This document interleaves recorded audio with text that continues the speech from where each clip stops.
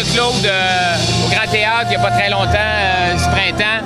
Et c'est là que j'ai vraiment remarqué et enfin j'ai été conscient de l'ampleur du répertoire que Claude a créé pour le Québec.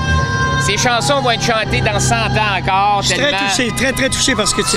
Mais c'est vraiment ça. Je veux dire, je pense pas qu'au Québec, quelqu'un qui a créé autant de mélodies aussi bonnes puis qu'on retient parce qu'elles sont tout simplement belles.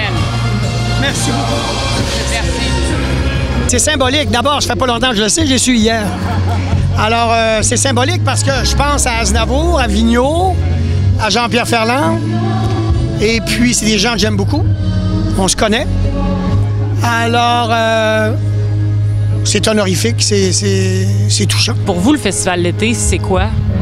Bien, d'abord et avant tout, pour moi, c'était la rencontre d'une multitude d'artistes et la chanson en français. Pour moi, Québec a toujours été, je parle de la ville de Québec, ça a toujours été comme la capitale du monde francophone d'Amérique. Et quand je dis le mot Amérique, je pense pas aux États-Unis, là. Je pense l'Amérique entière, qu'elle soit du sud, du centre ou du nord. L'Amérique, qui est un continent fabuleux, probablement le plus grand du monde, le plus allongé, en tout cas parce qu'il touche les deux pôles. Puis pour moi, j'ai toujours eu cette espèce de vision et cette certitude qu'on était quelque part le peuple le plus nombreux de Français, de francophones, en dehors de la France.